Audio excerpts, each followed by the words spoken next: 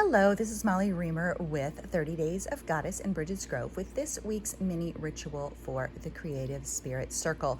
Today we are using Woman Runes, our new Earth Runes system, which is currently under development as a progressive oracle deck for the Goddess Magic community on Patreon.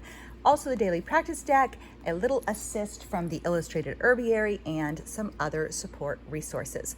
So first we're going to go ahead and start with the Earth Runes card. Rune number 5 is the rune of beginnings, gestation. New ideas, new life, birth, creativity, initiation, sacred paths, bringing thought into form. So this could also be thought of as a rune of creativity, a rune of generativity. And so it asks you to consider, what are you bringing into form? I am astounded practically every day by the human capacity to bring the invisible into the visible world. I think this is true magic, true enchantment right at our fingertips at all times, that we can make thought visible, that we can make love visible, that we can make hopes visible, that we can make our ideas, our dreams, we can make all those things visible. This is also a perfect rune to explore at this time of year as we step on the wheel of the year into Imbolc. The meaning of the word originally is in the belly. So what is in the belly for you? What is gestating? What is creating? What is being created? What is germinating? What is incubating? What is preparing to be birthed? Now is not the time to birth new creations and new ideas. It is time to steep them low and slow, to grow and nourish them in dark, nourishing, tender, nurturing spaces. And then in a really sweet moment of connection, we also received the circle from Woman Runes, the rune of the self, beginnings, potential, and innocence. This is the first card in the Woman Runes deck. And I think the connection to this new gestation rune, and these were developed at totally different times and not intended to sync up in this nice way that they synced up, but the circle is the rune of the self, beginnings, potential, and innocence. And so we continue to ask you to consider those same things. How are you nurturing yourself? How are you taking care of yourself? And what is beginning for you? What do you sense in all of your innocent potential and all of your infinite capacity? So circle.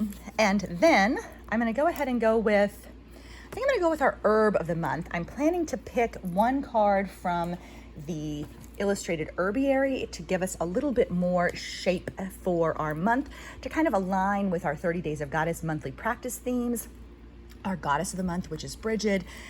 And so I'm kind of giving us an herb to consider as well. And I really smiled to see this one. I smiled even more when I read the description, so you'll see that in a minute. But I smiled to see this card come up because it's Trillium, and one of my best friends, her littlest child is named Trillium, and so I have a special place in my heart for Trillium. I also have a special place in my heart for the plant Trillium as well. I love to see it. It pops up by the river land. It's one of the earlier plants of springtime. It comes up with the bloodroot, and the Trillium comes up too, and the wild ginger comes up, and it's one of those things that I love to look for. Some people call it wake robin, I believe, but I've always known it as Trillium. It's very delicate. The ones we have here by the river are a reddish maroon kind of color instead of white.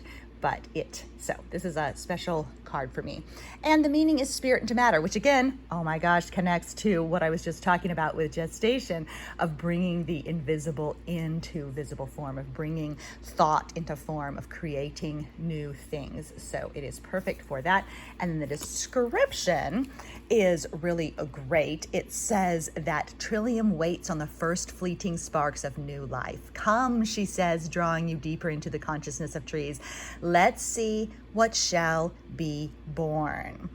And on the edge of the abyss of all and nothing, she's ready to ease the transition from spirit to matter. Trillium helps with births. She often sees the first spark when other eyes still see darkness. Daydreams are like seeds. We have so many, but few take root. How do you breathe life into an idea and create a new way of being in the world? How do you make the invisible visible? When you're contemplating a fresh idea, give it some love. Envision it fully formed and living in the world, then create a space for it to grow. A blank canvas, a folder in your desktop, a cleared side table with an image representing this glorious thing to come. And so this is just so, I can't even believe how perfect this relationship is here, because she quotes Elizabeth Gilbert from Big Magic as saying, ideas are driven by a single impulse, to be manifest, to be made manifest, to bring the invisible into the visible world. The only way an idea can be made manifest in our world is through collaboration with a human partner. It's only through a human's efforts that an idea can be escorted out of the ether and into the realm of the actual.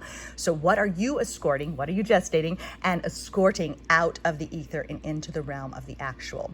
Oftentimes we have to cultivate the dark womb of self to foster the evolution of an idea or new self-awareness. This growth needs to be nurtured, buried in peat and fallen leaves, and left for sometimes inconceivably long periods before it's ready to be born into the world. Sometimes, and this is important, sometimes it requires pinching off of other ideas and choosing the one that we will help grow strong. We can't always do all of our ideas. And one of the things she actually talks about in Big Magic is how sometimes ideas will pass us by and go to someone else. And we really have to be okay with that, because we have to choose from our creative projects. And that's one of the things I asked in our guidebook, our inspiration guidebook for Bridget for February for the Goddess Magic community was choose something, choose a creative project and actually put real energy into that one creative project. And sometimes we worry if we choose one, it means abandoning the others. But what it really means is we can help the one truly thrive, blossom, grow, and come into form if we choose. If we pinch off some of the other ideas and let one grow strong, we actually see things come into being. If we stay in the realm of the imaginary, if we stay in gestation, sometimes nothing is born. Nothing becomes real if we stay in the imaginal realm instead of in the material realm. So the questions to consider are, what are you nurturing? Are you willing to sit in the woodsy darkness with Trillium? This is what made me smile. Holding space for inspiration, because that's our 30 Days of Goddess theme, is inspiration. Are we willing to sit in the woodsy darkness, holding space for inspiration? Do we expose ideas to light and air too soon, denying them their womb time? What new ways are buried within you, awaiting birth? Oh my goodness, I just love all the connections from this. So this is getting a little longer. I was thinking perhaps maybe essentially the first mini ritual of a new month, maybe it really should be a little longer, because there's a lot to welcome in, usher in, to give birth to. So let's see what we got from the daily practice deck. Ease. May we approach our new ideas with ease. May we let new ways of being and new creative projects ease their way into the world. A practice? Excellent for this time of being in the belly. Put one hand on your heart and one on your belly and listen. Maybe listen to which creative project wishes to be incubated, which needs space to be born. And then our prayer.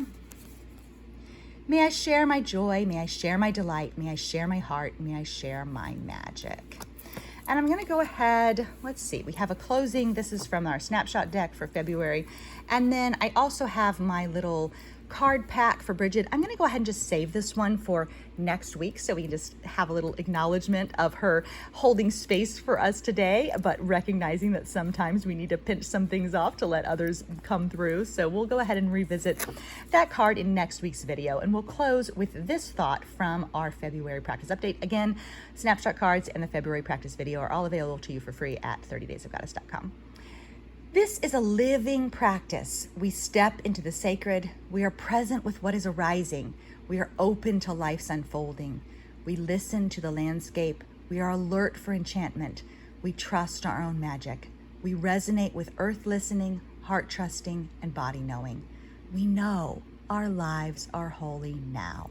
Thank you so much for being here. Keep living your magic. Bye-bye.